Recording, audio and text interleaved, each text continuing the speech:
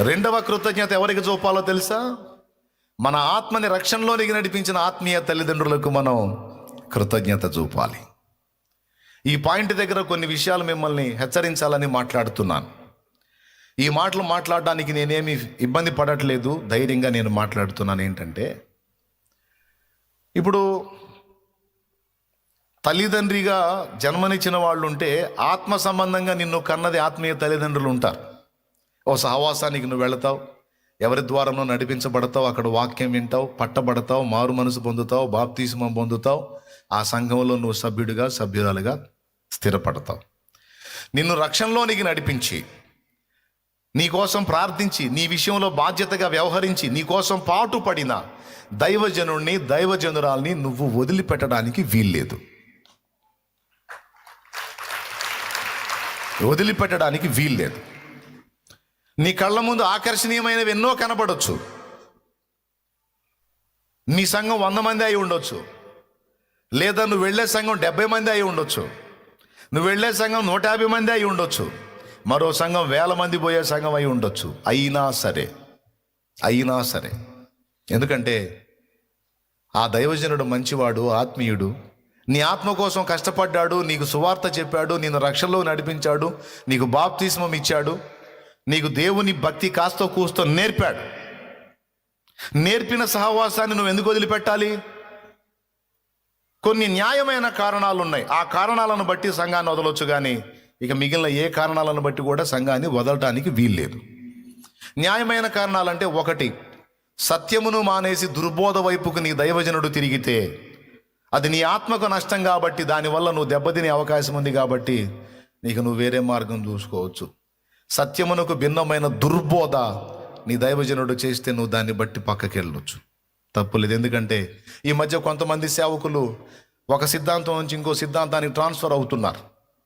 సత్యబోధ నుంచి కొంతమంది దుర్బోధ వైపు మళ్ళీపోయిన వాళ్ళు ఉన్నారు. ఒకప్పుడు పరిశుద్ధాత్మ అభిషేకాన్ని ఒప్పుకొని, పరిశుద్ధాత్మ అభిషేకం ఉందని పరిశుద్ధాత్మ అభిషేకాన్ని గురించి గణపరిచి మాట్లాడిన వాళ్ళు తర్వాత ఆత్మాభిషేకం లేదు, ఏమీ లేదు అని మరి దయ్యాల బోధలోకి వెళ్ళిపోయారు. అలాగ నీ దైవజనుడు బోధన మార్చుకొని సత్యము నుండి దుర్బోధలోకి వెళ్ళిపోతే, నీకు కూడా వాక్య అవగాహన ఉన్నట్లయితే, అరే ఇది సత్యబోధ కాదు, ఇది దుర్బోధ, అది కూడా నువ్వు ఆయన హెచ్చరించవచ్చు. అయినా అది దిద్దుబాటు చేసుకోకపోతే ఆ తర్వాత నువ్వు ఆ సంఘాన్ని విడవచ్చు. ఆ కారణాన్ని బట్టి తప్ప మరో కారణాన్ని బట్టి విడవకూడదు. రెండవది, మాదిరి ఇవ్వాల్సిన దైవజనుడు ఎక్కడన్నా మాదిరి తప్పి నీకు అభ్యంతరకరంగా వాక్యానికి భిన్నంగా సాక్ష్యం కోల్పోయే విధంగా కానీ బరి తెగించి అడుగులు వేస్తే ఇక నువ్వు అక్కడ వెంబడించలేవు. అది నీ ఆత్మకు నష్టం. దేవునికి స్తోత్రం. మొదటిది ఏం చెప్పాను? దుర్బోధలోకి వెళితే. రెండవది ఏం చెప్పాను? నీ కళ్ళ ముందు పాపము చేసి సాక్ష్యాన్ని కోల్పోయి డ్యామేజ్ అయితే అతని మీద రెస్పెక్ట్ పోతుంది, అతన్ని వెంబడించడం నీకు అభ్యంతర కారణం అవుతుంది. ఒకవేళ క్షమించగలిగే మనసుండి క్షమించి నువ్వు వెంబడించగలిగితే స్తోత్రం. నీ తప్పులు, ఎన్నో తప్పులు దైవజనుడు క్షమించి నిన్ను దేవుని దగ్గరికి తీసుకొచ్చాడు. ఒకవేళ దైవజనుడి ద్వారా జరిగిన చిన్నపాటి పొరపాటు నువ్వు క్షమించగలిగితే నువ్వు ఇంకా ధన్యుడివి, ధన్యురాలివి. కానీ అది అభ్యంతరకరమైనటువంటి పాపంగా ఉంది, అది నా ఆత్మకు నాశనకరంగా ఉంది అని నీకు అనిపిస్తే తప్పదు, నువ్వు వేరే మార్గం చూసుకోవచ్చు. ఇది రెండవ కారణం. మూడవ కారణం ఏంటో తెలుసా? గొర్రెలే కాపరిని కాసే పరిస్థితుల్లో నీ సంఘం ఉంటే దాన్ని బట్టి నువ్వు సర్దుకోవచ్చు. ఇది మూడవ కారణం. గొర్రెలే కాపరిని కాసే స్థితిలో కొన్ని సంఘాలలో ఏం జరిగిందో తెలుసా? పాపం దైవజనుడి సోర్స్ ఏమి ఉండదు, అంతా విశ్వాసులే పెత్తనం చేస్తూ ఉంటారు. ఆఖరికి ప్రసంగం కూడా వాళ్ళే చెప్తారు, ప్రసంగ టైం కూడా వాళ్ళే చెప్తారు. ఆ సమయమును మించి పాస్టర్ గారు మాట్లాడుతున్నాడు అనుకో, దగ్గుతారు సంఘంలో. అంటే అర్థం ఏంటంటే ఇంకా ఆపేయని. ఒకసారి నేను కళ్ళారా చూశాను, ఒక దైవజనుడు వాక్యం చెప్తా ఉన్నాడు, అది అట్లనే దగ్గుతూ ఉన్నారు. అంటే ఆ మంచుకు తగ్గిందిలే వాళ్ళు. ఆయన పాప ఆయన వాక్యం మాట్లాడుతున్నాడు, నేను వాక్యం చెప్పాను, పాప ఆయన కూడా 4 ముక్కలు చెప్పాలనిపించింది, చెప్పడానికి మొదలు పెట్టాడు. ఇక ఉండి ఒక ఆయన లేచాడు, పాస్టర్ గారు అన్నాడు. స్తోత్రం, ప్రార్థన చేసుకుందాం అన్నాడు ఆయన. ఇంక రెండో మాట లేదు. అదొక చోట జరిగింది. ఇంకో చోట ఆయన వాక్యం చెబుతున్నాడు. ఓ పక్కకు వచ్చాడు సహోదరుడు, పక్కకు వచ్చి అన్నాడు, ఇటు చూశాడు, చూపించాడు, అన్నాడు ప్రార్థన చేసుకుందాం అన్నాడు. అంటే ఇక పాపం ఆయన పెత్తనం ఏమి ఉండదు, ఏదన్నా ఎగస్ట్రాలు చేస్తే ఇక అక్కడి నుంచి మారిపోతాడు, అంతే, ట్రాన్స్ఫర్ పెట్టేస్తాడు. నేను చెప్తున్నా, కాపరి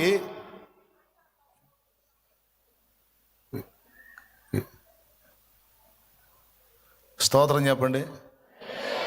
కాపరి గొర్రెని గాయాలి కానీ ముసలోళ్ళు వాళ్ళు మామూలు వాళ్ళు కాదు. ఆడ మాట్లాడితే ఆడ వినపడుతుంది సౌండ్, వాళ్ళకి స్పీకర్లు మైకులు కూడా అక్కర్లా. ఏం చేద్దాం మరి? ఆ కంఠంతో సువార్త చెప్తేనన్నా బాగుండు, 4 ఆత్మలు రక్షించబడతాయి.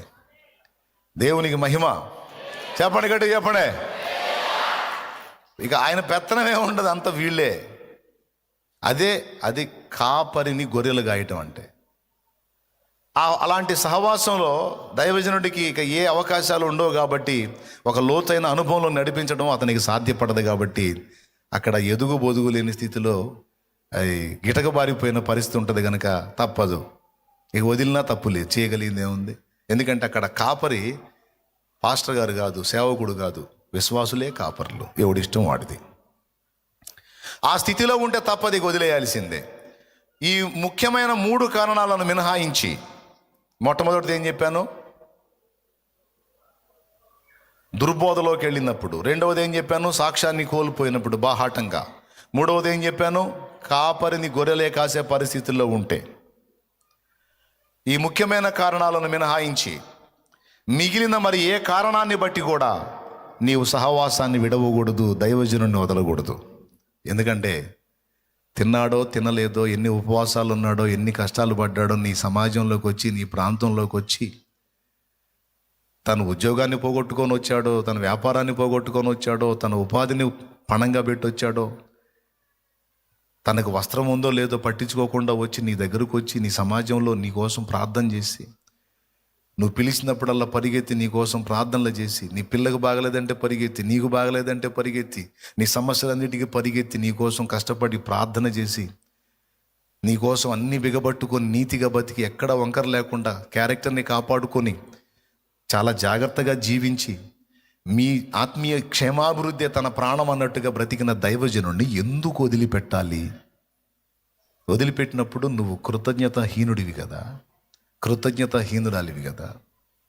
వారి ద్వారా నువ్వు సువార్త విన్నావు, మారు మనసు పొందావు, బాప్తిస్మం పొందావు, ఆత్మీయంగా కొంత ఎదిగావు, ప్రార్థన నేర్చుకున్నావు, సువార్త చెప్పడం నేర్చుకున్నావు, భక్తి నేర్చుకున్నావు. అలాంటి సహవాసాన్ని నువ్వు ఎందుకు వదిలిపెట్టాలి? నువ్వేదన్నా హెల్ప్ చేయాలంటే వాళ్ళకి చెయ్యి, నువ్వేదన్నా సాయం చేయాలంటే వాళ్ళకి చెయ్యి. కానీ నీకు మనసు రాదే, తీయని మాటలు చెప్పేవాడు కావాలి నీకు. తీయని మాటలు చెప్పి అరచేతిలో వైకుంఠాన్ని చూపించేవాడు కావాలి. అది గది గది గది అట్లా చేస్తున్నా, ఇది ఇది ఇట్లా చేస్తున్నాను, మీ ఇష్టం, ఇస్తే దీవెన, ఇస్తే దీవెన, ఇస్తే దీవెన, ఇస్తే గొప్పలు అంటే ఇవ్వగలిగే బుద్ధి నీకు ఉంటుంది. కానీ నీ దగ్గర నానా బాధలు పడి, అప్పులు చేసి, తిప్పలు పడి, మందిరాన్ని కట్టి ఎన్నో వేదనలు అనుభవిస్తున్న దైవజనుడికి ఒక 1000 రూపాయలు చేతిలో పెట్టడానికి మనసు రాదు. కానీ గ్యాంబ్లింగ్ చేసేటువంటి మనసు ఉన్నవాడికి చెప్పే తీయని మాటలు, చూపించే హడావుళ్ళు, దాన్ని బట్టి నువ్వు ఎంతైనా ఇవ్వటానికి వెనకాడు. నువ్వు మోసపోవటం లేదా? కృతజ్ఞతాహీనంగా ప్రవర్తించట్లేదా? నీ ఆత్మీయ నాయకుని గురించి ఎప్పుడన్నా ఆలోచించావా? అతను తిన్నాడో లేదో ఆలోచించావా? ఎలాంటి గుడ్డ కట్టుకున్నాడో ఆలోచించావా? పిల్లలకి ఏం పెట్టుకుంటున్నాడో ఆలోచించావా? ఇంకో దారుణం చెప్పనా? కొద్దిగా దైవజనుడు కొంచెం మంచి బట్ట కట్టుకొని కాస్త ఆనందంగా తిరిగితే కొంతమంది విశ్వాసులే ఓర్చుకోలేరు. ఇది ఒక దుర్మార్గపు మనసు. దైవజనుడు ఒక నివాసం ఏర్పాటు చేసుకొని, ఓ మంచి బట్ట కట్టుకొని, ఒక చిన్న వాహనం కొనుక్కొని తిరుగుతున్నాడు అనుకో, వాళ్ళకేమంట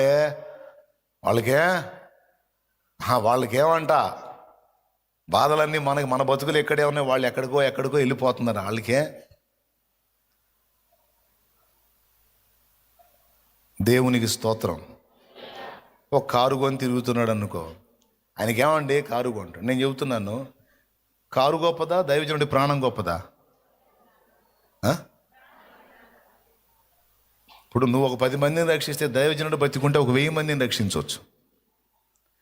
కారు గొప్పదా, దైవజనుడి ప్రాణం గొప్పదా?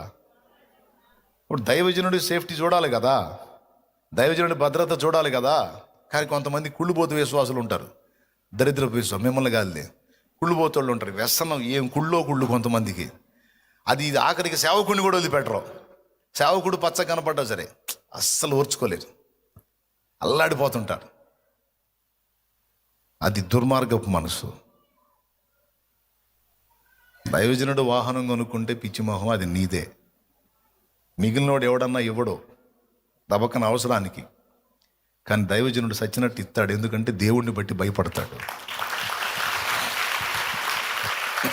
అర్థమైందా? ఇప్పుడు దబక్క నీకు వాహనం అవసరమైంది, మీ అమ్మకు బాగలేదు, వేసుకొని వెళ్ళాలి. ఆ జామున ఎవరు రారు, మధ్యరాత్రి. అయ్యగారి దగ్గర బండి ఉందనుకో, అన్నా కారు కావాలన్నా, అమ్మకు బాగలేదని అంటే పయ్యా అని ఆయన వస్తాడు, కారు తీసుకొస్తాడు. కుళ్ళుపోతు బుద్ధి కాకపోతే దైవజనుడు వాహనం కొనుక్కుంటే ఆడవటం. దరిద్ర బతుకులు. అన్న దగ్గర బండి ఉంటే మన దగ్గర ఉన్నట్టే, అన్న దగ్గర నివాసం ఉంటే మనకున్నట్టే, అన్న దగ్గర అంత ఆహారం ఉంటే మనకున్నట్టే. ఎందుకు?